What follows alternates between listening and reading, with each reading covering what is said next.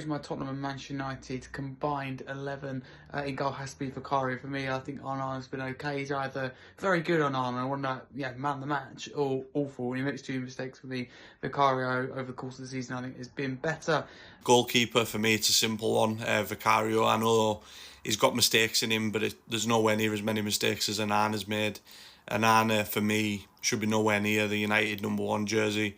Unfortunately, there's nobody else. So, Vicario for me. Backline, for me, purely Spurs dominated. Porro at right back, I think that's a fairly simple one. I do think Mazraoui's been good, but obviously it's hard to compare both sets of players because of completely different systems. Completely different formations, and Mazraoui's more played that right centre-back role. Romero and Van der Ven for me have been an unreal partnership and have to be in there, and Destiny Doggy at left-back over Patrick Dogu. Right back, I do like Mazraoui, but I think for this specific formation and for Spurs this season, Pedro Porro comfortably gets in there. I think centre-backs, for me, I like Van der Ven. I think Van der Ven's straight in there.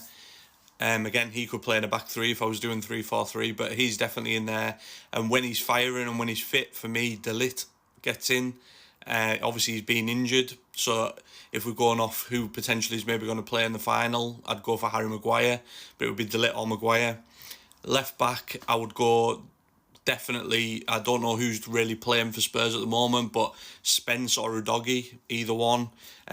Both a better option than what United have got at the moment with Dorgu, Luke Shaw. Yeah, definitely. So we'll say Udogie or Spence there. Then we move into midfield. A little bit more balanced for me. I'm going to go with 4-3-3 formation, by the way. For me, Bruno Fernandes has to be in there, without a doubt, and so does Lucas Bergwijn. The third spot's up for grabs. I don't think James Maddison's been quite consistent enough throughout the season to get there. He's been good in moments. If it was in 2025, absolutely, but not that first part of the season for me. I don't think he was as good. So I'd put Casemiro as a DM, so it's not quite all attacking then, because then Bergwijn and Bruno Fernandes can sit in front of him. Midfield 3 for me, I've always liked Basuma. When he was at Brighton as well, I've definitely have him in there. I think Casemiro, on track record and on current form, to be honest, one of our better players, he would definitely be in there. And then for me, Bruno Fernandes has to be in, and I would get him in there.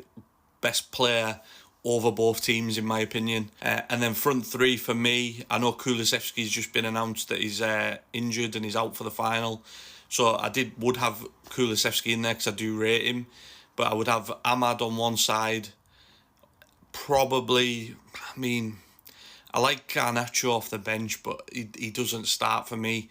I think Brennan Johnson offers more in terms of goal threat. It's a tough one. I'll probably go for... and then obviously you've got Son as well. And I know Son's not playing well. I'm going to go with Son just because he's a big game player. He could potentially be the difference on the day. So we'll go for Son. And then through the middle, for me again, Rasmus Højlund's not good enough. Richarlison's not good enough either.